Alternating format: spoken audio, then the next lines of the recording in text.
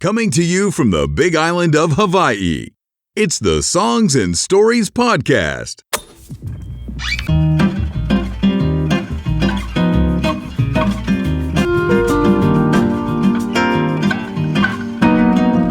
And now, here's your host, Steve Roby. Aloha, and welcome to the Songs and Stories Podcast. Thanks so much for listening.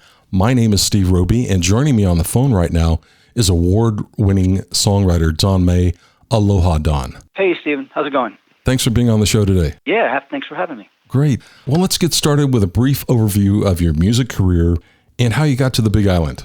Wow. That's kind of a long story, but the condensed version is I am, I guess, what you would call a veteran of the Austin music scene. I was rattling around Austin for most of the 80s into the early 90s, and then in the mid-90s I moved out here with my family, and I kind of put the musician songwriting thing on hold for a while. Just was doing a different kind of life and living in the jungle and growing food and doing the Puna back to the land thing. And then one thing led to another, and about 2005 I got back into writing music and putting some songs out into the world, and I kind of came across, I caught the attention of a guy named Jim Ed Norman, who used to live up in Kohala on this island, and he's a kind of a legendary music producer and arranger and publisher and record company executive, and he sort of took me under his wing, mentored me, and then that resulted in some kind of a string of publishing deals that has had me going back and forth to Nashville, writing with kind of a who's who of successful songwriters and some artists, and it's opened up a lot of doors and a lot of opportunities for me. All right. So you eventually decide to make the trip to the Big Island and call it home? Yeah. Well, it's been my base since, like I said, since the early mid-90s. And so I've traveled from here, and I've worked in Los Angeles, and I've worked in Austin, but mostly back and forth to Nashville as part of these publishing deals. Okay. Well, let's talk about your songwriting process, and where do you find inspirations, and how do you start a song? Song ideas kind of come from everywhere, and if you're like me, I mean, as songwriters the songwriters that I know, we have just like a list of titles and ideas and little snippets of melody. You should see my iPhone is full of probably well over 1,000 little voice memos of things that I've kind of thought about as I'm going through my day. And then when it comes time to actually sit down and write, you sort of pull all those things out and you try to piece them together and try to come up with a song. I've been lucky that the process for me has been different in that I've had the opportunity to be, downtown Music Row, Nashville, in the studios or in the offices with professional writers that do it day in and day out. And there's a much more of a business-like attitude about it. And, people that just have had amazing success and as songwriters. And that's one process. And I've done pretty well in that world. But I think left to my own devices, I think I'm probably, when I write by myself, it's a much slower process. Well, that was kind of my next question for you too, is do you collaborate with others or do you like to work solo? Either one a preference? They're such different animals. I love it. I love them both. But the collaborative process is about, reading the room, the give and take between, you and one or two or three writers. Is there an artist in the room? Because at that point, we're trying to help the artist convey what they want to convey most effectively, not necessarily what I want to say. So that's a much different process. The writing by yourself, you can write whatever you want, and you're also more likely to run the thing off into the ditch and come up with a piece of crap because there's nobody there to tell you you don't want to go there. Yeah. So the songs that I come back to time and time again, with few exceptions, are the songs that I've written by myself. I'm not performing. The songs that I just love and just feel most authentic for me are the ones that I've written on my own over the years or decades at this point. Don't you work with some of the songwriters in a workshop up in Waimea? I guess it's not going on anymore with COVID-19. Yeah, Steve, I started that songwriting group as a local branch of the Nashville Songwriters Association, the NSAI. There's a wonderful songwriter advocacy group and educational group, and their offices they're right downtown in Nashville. And I'm a longstanding member of that organization, and there are local organizations that pop up around the country. And I started that here, and I kind of ran it for I think probably a couple of years, and then it just got to be my travel schedule got to be such that it really wasn't making sense for me, and I kind of stepped back. So the Big Island Songwriters Group, and there's some wonderful songwriters and fantastic people involved, and they continued on, and no one's getting together face to face, but I believe everyone is still connected and working together. Yeah. Has the pandemic this year caused any interruptions to your music schedule? Oh, absolutely. Yeah. Tell me about that. I'm not going to get on a plane and fly to Nashville. I mean, everyone I know in Nashville has been writing, via Zoom. There's very, I don't know. I haven't been there in a little while, but from what I understand and talking to people, it's really changed things. And it will continue to change things. The inability of artists to tour, has punched a huge hole in the music business, and it remains to be seen what will be left when things do get back to, quote, normal. Right. So it's been a huge difference. But what it's meant for me personally is more downtime, more introspection, and the realization that I just really want to put my own music out into the world. And so it's been a big shift for me. I've shifted more from thinking about writing for other artists to making my own record here with local musicians. Sure, yeah. I think I read in the news today that the music industry says that it's probably going to be 2022 before we all fans and musicians get to see some sort of normal music concerts as we remember them. Yeah. It's going to be a while, yeah. Well, I've got Cool Little Town queued up. Let's talk about the backstory behind that song. Yeah. Okay, so Cool Little Town is a song about the changes that I've seen in what used to be awesome. I mean, I call Austin home. That place has changed so much over the years. And what happens is a place gets, sort of a reputation as a cool place to be. And it's because of the artist. It's because of the weirdness. It's because of the dive bars and the crappy little restaurants, all those things that give it its character. Right. And then money moves in, and then all of a sudden, there goes it's not cool anymore. You have to, I don't know, everything gets torn down. Yeah, I know what you mean. It's like, and I've seen the same thing in Nashville. You would not believe the changes in Nashville. I mean, the recording studios that are gone, the music venues that are gone, the dive bars, just all the places with so much history that made the place what it was. And so that's what that's what this song is about, I mean, this used to be a cool little town, and that's what it's about. No more cool little town, huh? Well, we got to be careful here because where we live up here, this big island is like one big cool little town. Yeah, I know what you mean. Okay, let's give Cool Little Town, and my special guest today is Don May, here on Songs and Stories.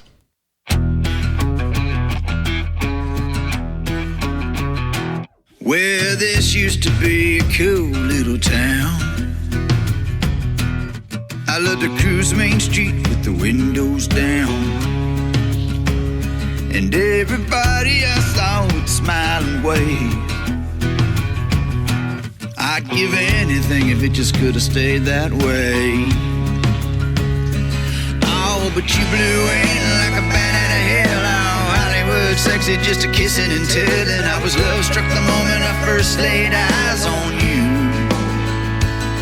I don't like to talk about it cause it's too late now, but this used to be a cool little town. Well, old timers are saying they told me so.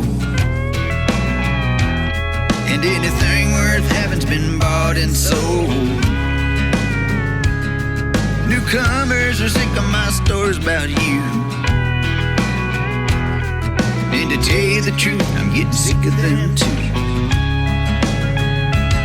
But hey, the party ended like it always does when you'd had your fill and had your fun. I'm still reminiscing about how good it was, and you're long gone in a cloud of dust, where there's nothing I can do about it now. But this used to be a cool little town, till loving you changed me. Yeah, I wish I'd never met you, and I'm trying to forget you, girl, but honestly, I can think about is how this used to be. Cool little town.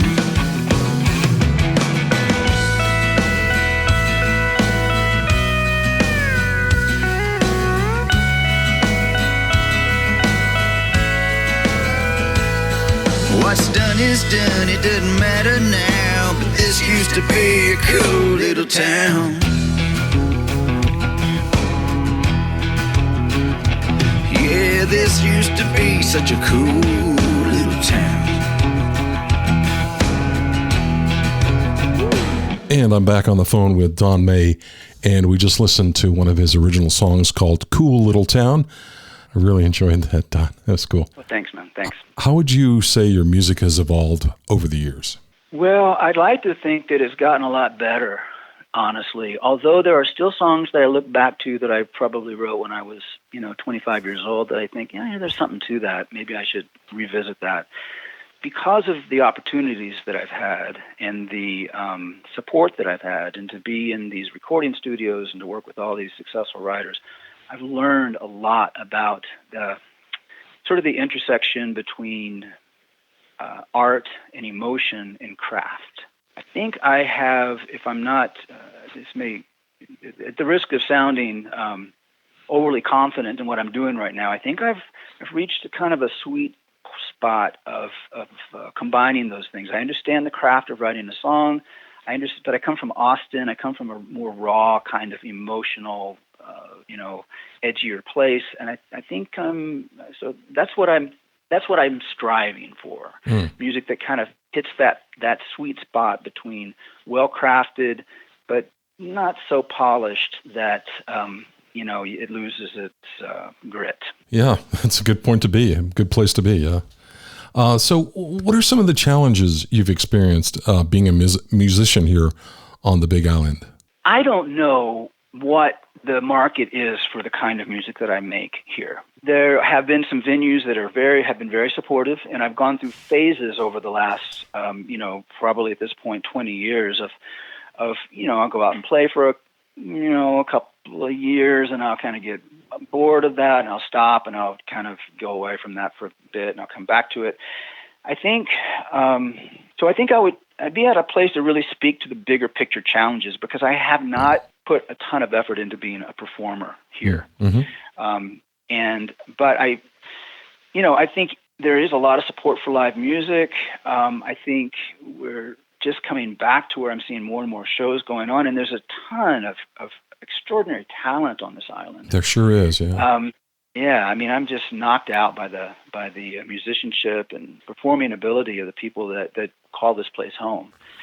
But I think, like any place, the scene has to support creativity, and I think because there's like a lot of tourist vibe going on here, I think there's a lot of awesome cover bands, but I don't know that original music scene has really taken off here, and that's something that really needs to be supported by a local fan base. Yeah, I agree with you, and kind of one of the reasons I started Big Island Music Magazine is like, well, how do people around the island and the world know what the music scene is here, who we got, what they're playing? I've asked the question a lot to music producers that have come in here with the Hawaii Songwriting Festival. What's the concept on the mainland of what they think the music is here? It's not all ukuleles. There's you can find just about everything here. Yeah. Oh, I agree. Entirely.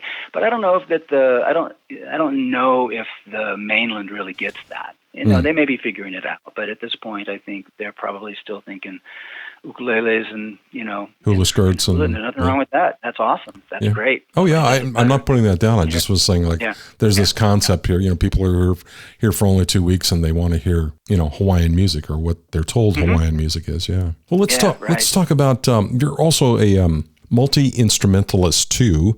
Tell me what else you play besides the guitar. Well, back in the days when I was in touring bands in Texas, I played keyboards. I'm a trained keyboard player and piano player from way back. So that's been my first instrument. But then I realized you couldn't take a piano, out to the lake and meet girls, so you needed a guitar to do that. So I started playing guitar. And Nashville is a guitar town. There's usually a keyboard in the writing room, but generally speaking. But I know my way around a drum kit, and I play guitar and keyboards, and I program, and I'm doing a lot of mixing and editing on this record that we're making now. So that's what I do. Well, tell me about what you're currently working on. What's this next record? Well, we're making a record now, and I say we. I'm working with some really, really talented local musicians, and I'm working on a record now that is going to be primarily self-written, although there may be a couple of co-writes on there. But I'm trying to make something that, again, I'm aspiring to that sweet spot between, art and commerce, and well-crafted and emotional and edgy, and I'm looking for that spot. I realized when this COVID pandemic started that I could spend 40 years as a songwriter and have nothing to show for it except a bunch of songs on a publisher's hard drive in Nashville somewhere, hoping that, Kenny Chesney decides to put one on the radio. And that's all well and good, and it's a worthwhile endeavor, and I would love to have that kind of success. But this record is about me being me and saying, this is what Don May does, and this is what he did. And fortunately, there's some extraordinarily talented people here that are on board with that, and we're just gonna see what happens, what if we can create some magic. All right. Well, keep us posted on that. Absolutely. Yeah. So let's. You sent over another song here called "The Devil's Footprints," which I'm sure has an interesting story to it.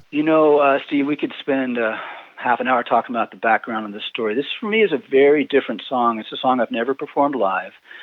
And it's the most metaphorical song I've ever written.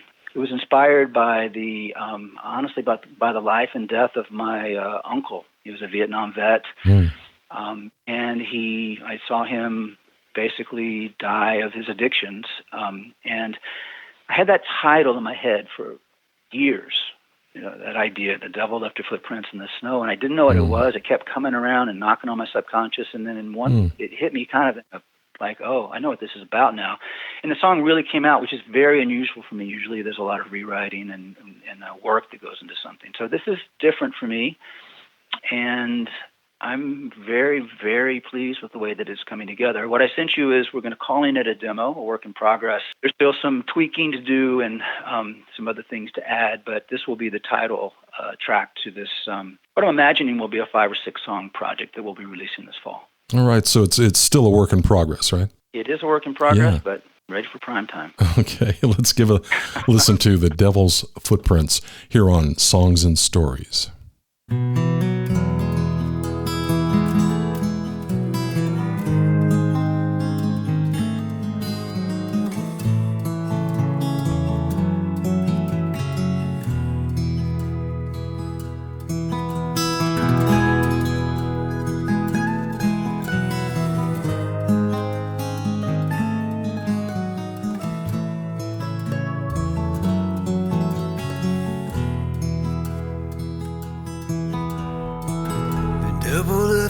Footprints in the snow, her heart-shaped kisses glistened in the moonlight on my window. Her voice was soft and sweet against my ear. She whispered like a lover, forbidden but familiar. I held her close and loved her, even though I knew those were her footprints in the snow. The devil left her footprints in the sand. I try to hide, but she finds me no matter where I am.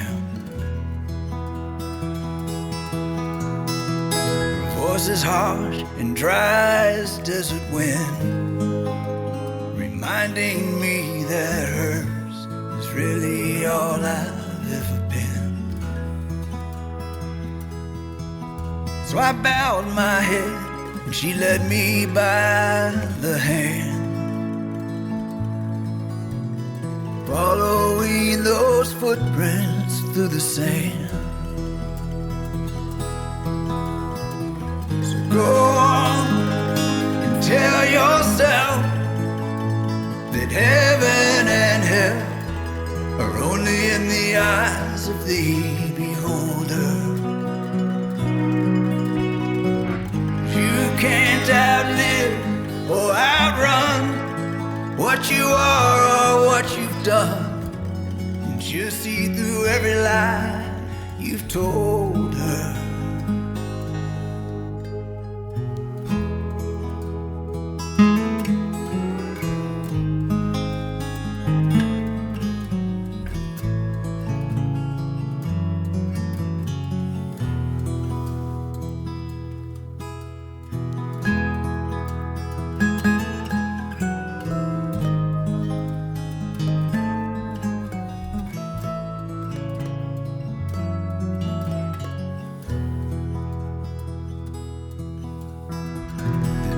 Left her footprints in the mud.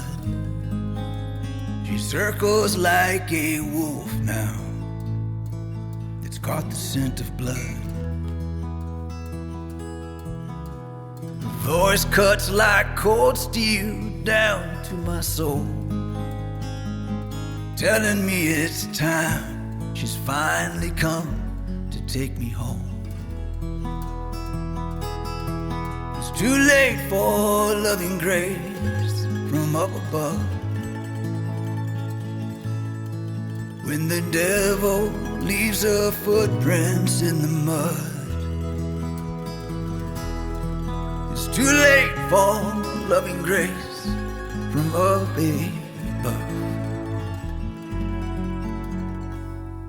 When you see those devil footprints in the mud,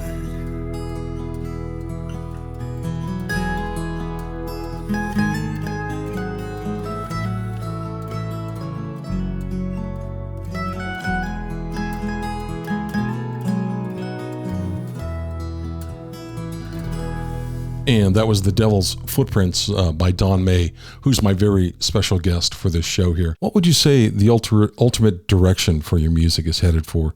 Is there a specific sound? Do you see something progressing there?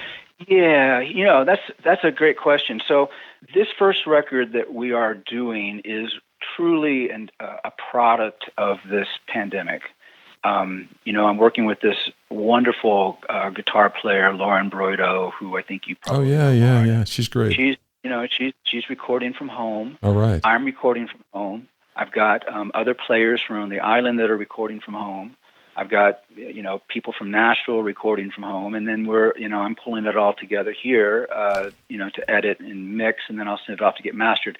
So what's happening right now is, we're not the first people to ever make a record this way, but it is a product of this sort of quarantine. Sure. But the next record is ready to go, and it's a full band record, and it's much more rock and much more in the vein of, Tom Petty or, George Thorogood or some.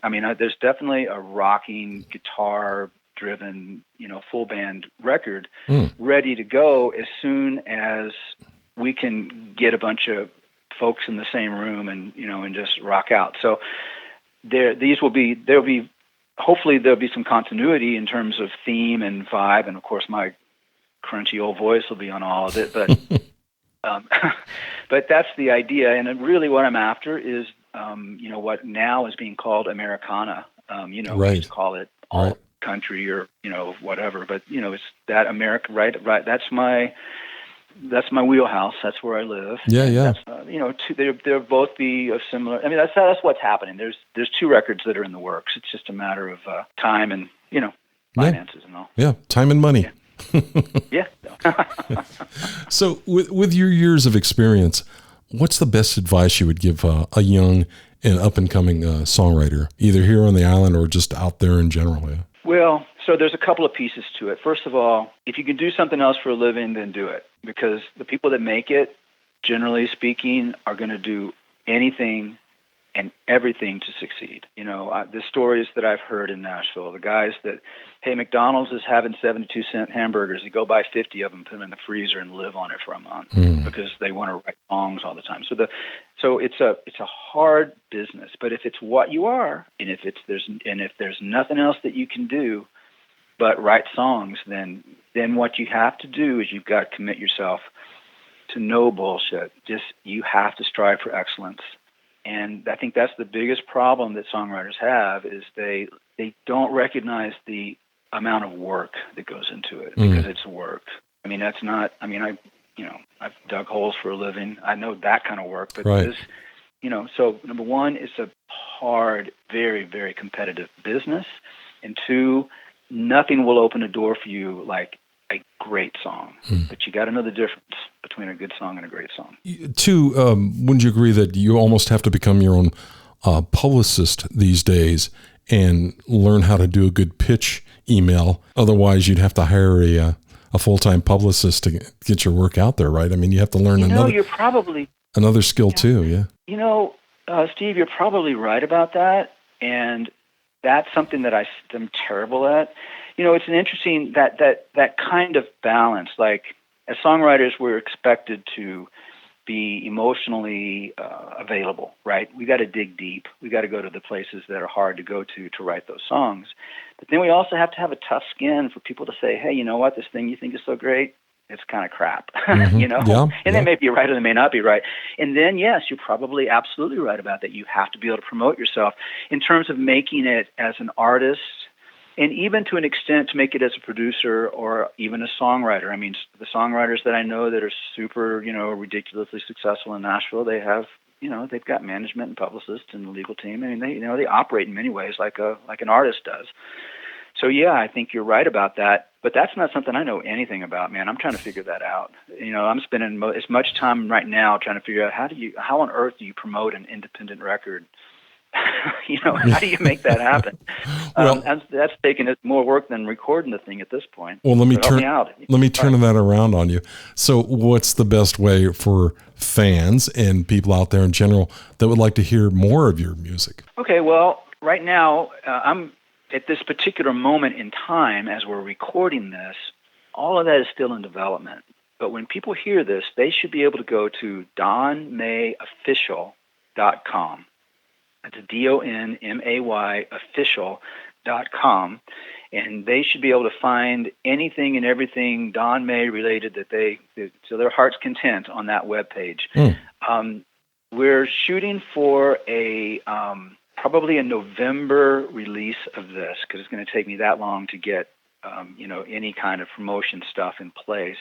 And at that time, we'll be releasing the songs to all of the, the platforms, Spotify and iTunes and Pandora and Amazon Music and all those places. Wow. We'll be looking forward to that. Keep me posted on that too. Is there anything else you'd like to add before we go? Well, just that I have been extraordinarily lucky with the kinds of support opportunities that I've had. And I am always, if there's anybody out there locally or anyone who hears this that wants to pick my brain about, my experiences at that level of the music business, I mean, I've had the amazing opportunity to sort of tread in some very rarefied places. So I'm more than happy to share any insights that I might have. That's great. And I really want to say to you, thanks. You kind of landed here and have just been the godsend as far as promoting local music, man. I mean, you've done a great job with it, and I really appreciate the work that you're doing. Thank you so much. I appreciate the compliment. Yeah, it's been interesting. I'm coming from the San Francisco Bay Area and, shooting at the Fillmore and all the other big venues 3 or 4 nights a week and then coming here and going, well, I still want to do that. So anyway, it's been going on for 3 or 4 years now, and I enjoy it. So, and Don, thank you so much for your time today, and I hope we can see each other in person real soon. Yeah, I hope so too, man. Okay. Thank you. Aloha. Aloha.